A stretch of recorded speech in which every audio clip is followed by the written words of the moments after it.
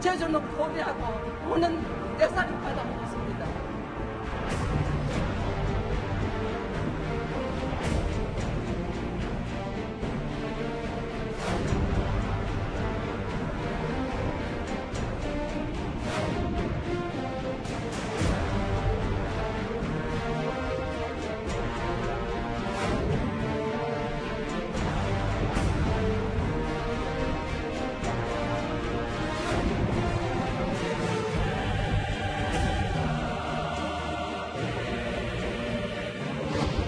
윤미향 욕하지 마세요. 김목도 할머니 존대받고 있지 않습니까?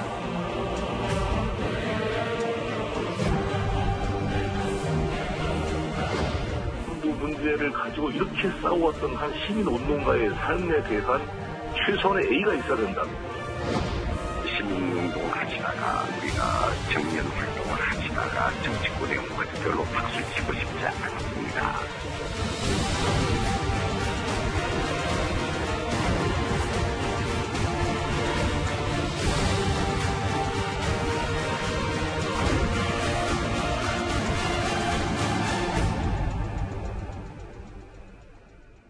예, 오늘 뉴스탑10은 여기부터입니다.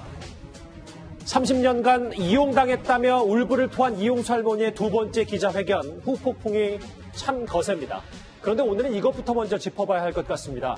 10여 년 전 세상을 떠난 고 신미자 할머니의 일기장 내용이 새롭게 언론을 통해 알려진 겁니다. 먼저 이 얘기부터 좀 해볼까요? 이현정 의원님. 정대협, 정의원의 전신이잖아요. 위안부 피 빨아먹는 거벌이 고 신미자 할머니부터 먼저 좀 설명을 좀 해야 될 것 같은데. 네. 신미자 할머니가 어떤 분인가 하면요. 신미자 할머니 같은 경우는 2008년도에 이제 돌아가셨는데, 사실 일본에서 우리가 이제 위안부라는 것들을 사실 일본이 그동안 어떤 면 보면 인정하지 않았지 않습니까?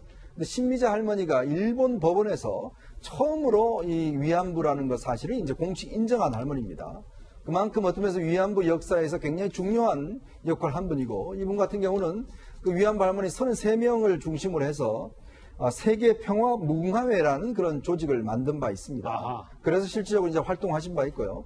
지난 2008년도에 돌아가셨는데, 당시에 본인이 이 유언장을 저렇게 CD 2장에다가 남아서 유언장을 남기기도 하셨고, 당시에 이제 일기장을 만드셨는데, 일기장에다가 당시에 정대협과는 상당히 각을 짓는 활동을 하셨어요. 이제 그러다 보니 이 정대협 활동에 대해서 상당히 비판적인 내용을 저렇게 일기장에다 꼼꼼하게 이제 작성하신 겁니다. 이제 그 내용 자체가 이번에 새롭게 조명이 되는 겁니다.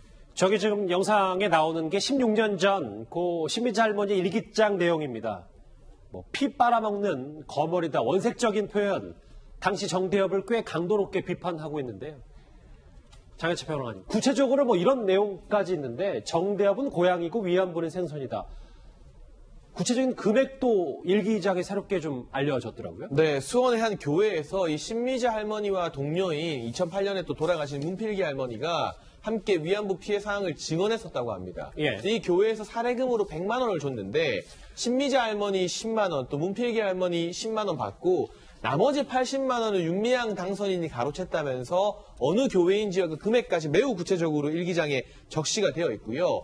2003년도 10월에 정부에서 위안부 피해 할머니들 금강산 관광을 보내드렸다고 합니다. 근데 여기에서 정대협의 말을 잘 듣는 할머니들만 모시고 가고, 정대협 활동과는 좀 방향성이 다른 할머니들은 배제했다는데, 이 신미자 할머니의 6필 일기에 의하면 정부에서 지급한 비용이 무려 125명 갈 수 있는 금액이었다고 합니다. 네. 125명의 할머니를 모시고 금강산 갈 수 있는 비용이 지급이 되었는데, 실제로 간 건 15명밖에 안 된다는 거예요.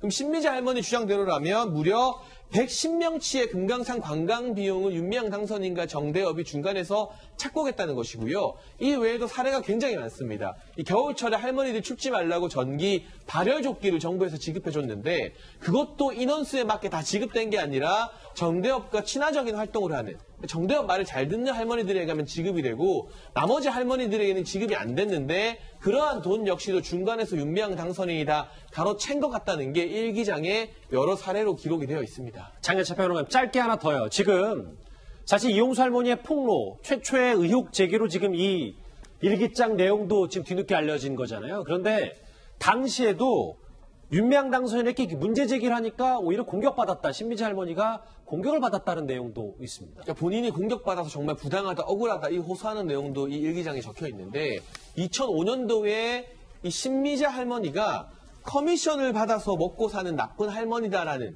제가 방송에서는 참 표현 그대로는 못 전하겠습니다. 그런 말을 윤미향 당선인이 했다고 억울함을 토로하고 있고요.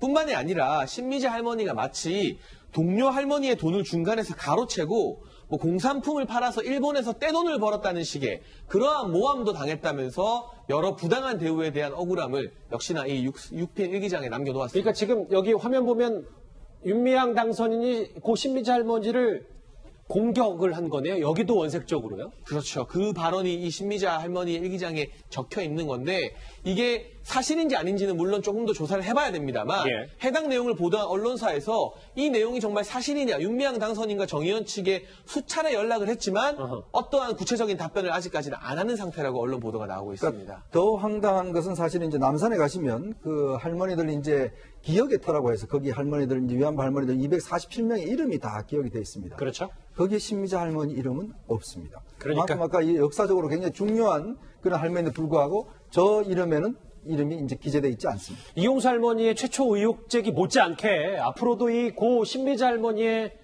손수 직접 쓴 6필 일기장도 한번 차분히 뜯어봐야 될 것 같습니다. 그럼 지금부터 다시 이용수 할머니에게 집중을 해보겠습니다. 어제 1시간 넘게 진행된 두 번째 기자회견, 이용수 할머니가 가장 울컥했던 핵심 내용부터 먼저 만나보겠습니다. 왜 위안부 피해자를 만두의 공용으로 사용했습니다. 저는 자다가 일어나서 푹 울었습니다. 왜 내가 이렇게 바보같이 이렇게 당하면서 내가 여태까지 왜 말도 못했나? 내가 왜 팔려야 됩니까? 이름도 섬도 없는 용서 속이고 이용하고 제주를 30년 동안 제조했습니다. 그 돈으로는 떼살이 받아 먹었습니다. 이런 것도 모르고 무엇을 용서를 받습니까? 1시간 가까운 기자회견 다 보신 분들도 꽤 많더라고요. 최 교수님. 예. 오늘은 좀 뭐 건강에도 좀 악화 얘기도 있어서 호텔에서 회복 중이라는 말도 들었는데 예. 결국은 1년 전부터 이 기자회견, 첫 번째, 두 번째 기자회견을 준비했다라는 게 주변 전언입니다. 예. 그러니까 아마 할머니 입장에서는 그동안 쌓여있던 여러 가지 울분들, 그 다음에 본인이 가지고 있는 생각을 토해내신 것 같아요. 그러다 보니까 기력이 많이 쇠하실 수밖에 없어요. 예. 저렇게 많은 사람들 앞에서 어쨌든 연세가 또 많으시잖아요. 그런데 저렇게 역정적으로 얘기를 하시는 걸 보면 상당히 힘드셨을 거라는 생각이 들고 그러다 보니까 결국 이제 쉬셔야 되는 상황이 됐고요. 건강도 많이 걱정되는 부분도 있고 그럽니다. 어쨌든 제가 볼 때 어제 이거 얘기하신 내용이 주 내용 그거예요. 왜 돈 받고 지원받는 할머니들한테 지원 안 하고 누군가가 썼지 않느냐 하는 부분에 대한 문제이거든요. 그래서 그 부분이 사실 가장 중요하다고 저는 생각해요. 그래서 그 부분을 검찰이 조사를 하고 있으니까 빨리 밝혀내서 정말 횡령한 게 있는지, 정말 누가 착복하게 있는지 있다면 밝혀내야 되고 만약 그 사람이 있다고 하면 그 사람은 당연히 처벌을 받아야 되고 이게 정리를 해줘야 돼요. 그렇지 않으면 지금 할머니들은 계속 거기에 의심을 갖고 계시잖아요. 의혹을 품고 계시고 그래서 그 부분이 명확하게 밝혀지는 것이 반드시 필요한 조건이다 이런 생각이 듭니다. 기자회견 후폭풍 부분을 지금부터 하나하나씩 볼까요? 올해 92살인 이용수 할머니는 오래전 일까지 정말 세세하게 꺼내면서 윤미향 당선인을 강도 높게 비판했습니다.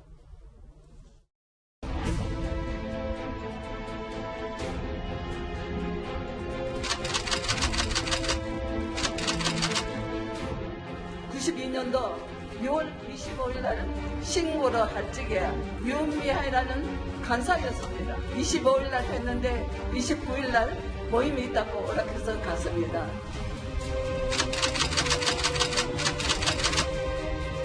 그 2015년에 돈이 나왔는지 말지 그거는 저한테 비밀로 했어요. 말을 안 했기 때문에 저는 그거는 몰라요. 그 후에 외교통상부의 장관 윤병세 편지를 가지고 하이와 치유재단에 김태현 씨 대표가 또 남자 두 분하고 가지고 왔었어요. 그걸 가지고 왔는 게 1월 29일 날짜더라고요. 구순을 넘긴 이용수 할머니가 정 변호사님 저 화면 같이 보실게요. 구체적인 날짜 그리고 당시 외교부 장관 이름까지 거론하고 실제로 어제 일본 취재진이 꽤 기자회견장에 많이 몰렸는데 즉석 질문에 답변도 했습니다. 그렇습니다. 사실 5월 7일 날 그 이용수 할머니가 기자회견을 하시고 난 뒤에 예를 들어서 우이종 더불어시민당 대표 같은 경우는 할머니의 기억이 왜곡됐다 이런 얘기가 나왔고 특히 여당 일각에서 할머니가 기억이 혼미한 것처럼 좀 나쁘게 얘기하면은 이 판단력이나 기억이 흐려진 것이 아니냐 믿을 수 없다는 그런 이제 비판이 나왔거든요. 그런데 우리가 직접 보았듯이 할머니의 기억이 굉장히 정확하고요. 14살에 위안부로 끌려가가지고 얼마나 혹독한 고생을 했는지 또 그 당시에 창씨 예명을 야사라 도시쿠라는 걸로 야사로 바뀌어서 일본군 장교에게서 피해자는 얘기를 들은 사실. 그 다음에 또 지금 보신 것처럼 날짜까지 정확하게 기억을 하고 계시거든요.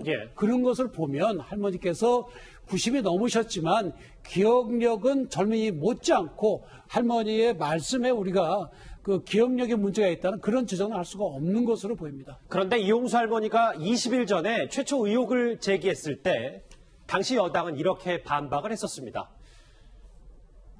윤미향 당선인으로부터 입장을 좀 들으신 바가 있나요? 저희가 이제 연락을 해서 현재까지 이제 파악한 바로는 역시 할머님의 주변에 계신 최모 씨라는 분에 의해서 조금 기억이 왜곡된 것 같고요. 이 회계상의 문제 같은 것들은 투명하게 할 필요가 있는데 이 어려운 시기에 이 위안부 문제를 가지고 이렇게 싸워왔던 한 시민운동가의 삶에 대한 최소한의 A가 있어야 된다. 당시 윤미향 당선인을 두둔하는 방법이 이게 맞았느냐, 다시 논란이 불거졌는데요, 위원장 의원. 네. 실제로 오늘 야권에서는 당시에 윤미향 당선인을 옹호했던 여당 의원 16명 지금 무릎 꿇고 사죄하라라는 주장까지 나왔습니다. 그러니까 참 당시에 이용수 할머니가 기자회견을 했을 때 여당으로부터 윤미향 당선인한테 예의를 지키라는 좀 전에 보셨던 송영길 의원의 이야기처럼 참 도대체 이 운동이 왜 시작이 됐습니까? 윤미향 당선인부터 시작됐습니까? 이용수 할머니부터 시작됐습니까?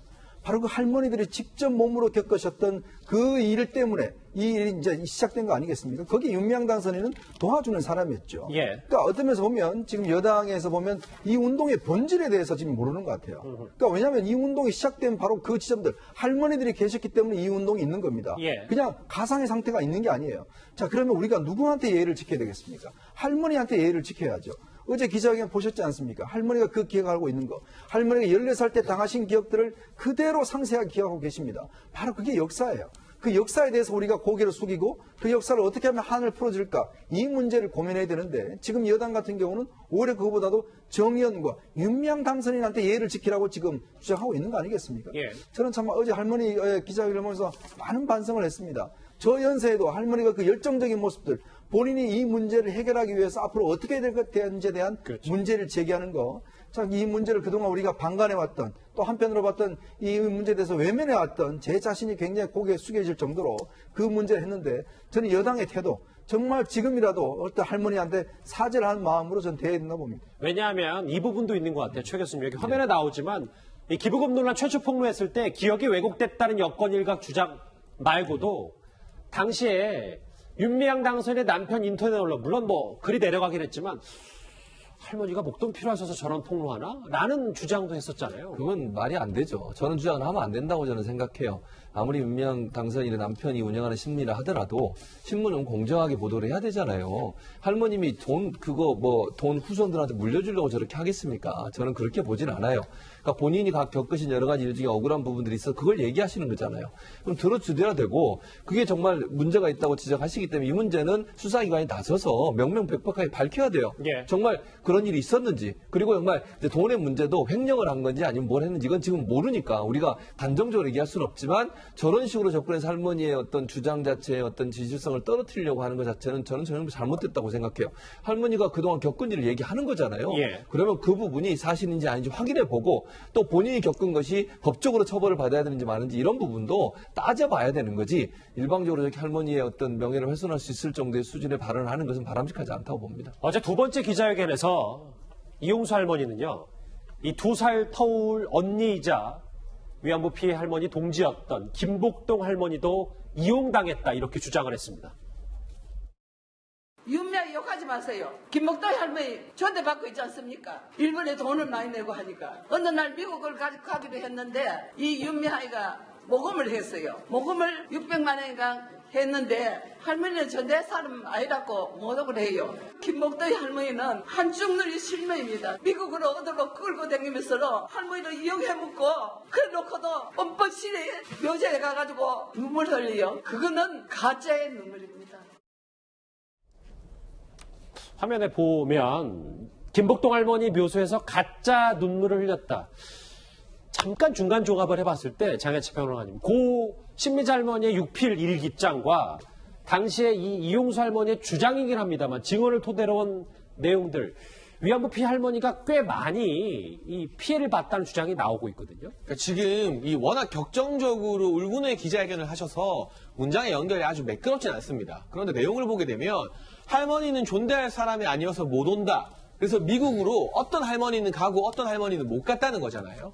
사실 위안부 피해 할머니들이 미국에 가는 건 그 당시 피해의 사실 그리고 일본의 책임을 미국과 국제사회에 알리기 위한 것인데, 그렇다면 이 정대협과 함께하는 할머니든 의견이 다른 할머니든 최대한 많은 피해자분들을 모시고 가서 그 목소리를 내게 하는 게 맞는 것처럼 보여집니다. 그런데 모금도 하고 정부 지원도 받고 기부도 많이 받았음에도 불구하고 이 이용수 할머니 증언에 의하면 윤미향 당선인이 어떤 할머니는 미국에 데려가고 정대협 말을 잘 안 듣는 할머니는 미국에 안 데려갔다, 이런 내용 아니겠습니까? 예. 또 고 김복동 할머니 같은 경우 정말 눈도 불편하시고 몸도 불편하신데 그 강행군, 미국에서의 강행군을 다 이어가게 해놓고서는 그로 인한 이득은 윤미향 당선인이 취득한 것이 아니냐. 그렇기 때문에 묘지에 가서 흘린 눈물이 가짜 눈물이라고까지 주장을 하고 있는데요. 이게 우리가 앞서 살펴봤던 신미자 할머니의 일기에 나온 것과 케이스는 다릅니다만 비슷한 게, 위안부 할머니를 하나의 집단으로 본 것이 아니라 정대협의 협조적인 할머니, 그리고 비협조적인 할머니로 나누어서 협조적인 할머니 위주로만 뭔가 일을 진행했다면 그게 과연 피해자 중심주의 단체라고 할 수 있을까? 여기에 대해서 신미자 할머니에 이어서 이용수 할머니도 강력한 의문을 제기하고 있는 것 같습니다. 예. 이용수 할머니가 윤미향 당선인을 기자회견장에 불렀던 이유는 바로 본인이 앞으로 목표하는 건 일본의 사죄와 배상이다. 앞으로 운동 방식을 바꾸겠다. 이 주장 때문입니다. 기자회견을 한다고 오라 그랬습니다. 아직까지 그 사람은 자기가 당당하게 잘했다고 생각하고 있는 것 같아요. 그래서 죄를 지었으면 죄를 받아야죠. 사퇴를 하든지 말든지 그거는 저는 말 안 하겠습니다. 근데 정태현 변호사님, 네. 또 확산이 좀 재생산되는 이유가 어제 정의원 측이 두 번째 기자회견 끝난 직후에 입장을 냈는데, 입장을 내는 건 적절치 않은 것 같다. 그냥 마음이 아프다라는 부분 때문입니다. 정 의원이 가해자고 이용수 할머니가 피해자인 셈인데 마음 아프다는 황당한 이야기죠. 그런데 분명해서 정 의원이나 정대협이나 이게 윤미향의 개인 회사가 아닙니다. 그리고 그 이사들도 윤미향의 보조자들이 아니에요. 국가의 보조금이 몇십억이 들어간 것이고 수많은 기부금이 들어간 거거든요. 그래서 제가 아무 힘도 없는 국가인권위에서 자꾸 얘기하는 게 미안하지만 주무관청이 국가인권위원회입니다. 예. 공익법인법에 따라서 이사들에 대한 취임 시기를 전부 취소하시고 새로운 이사들로 하여금 정대협과 정의격 연대를 끌어나가도록 해야 됩니다. 언제까지 마냥 가만히 구경만 하고 있을 겁니까? 이건 직무유기입니다. 일단 뭐 정의원 측의 해명 혹은 뭐 변명으로까지 야권에서 비판하고 있는데요. 관련 소식, 이용수 할머니의 두 번째 기자회견, 오늘까지 논란이 됐던 부분 저희가 한번 차례로 정리를 해봤습니다.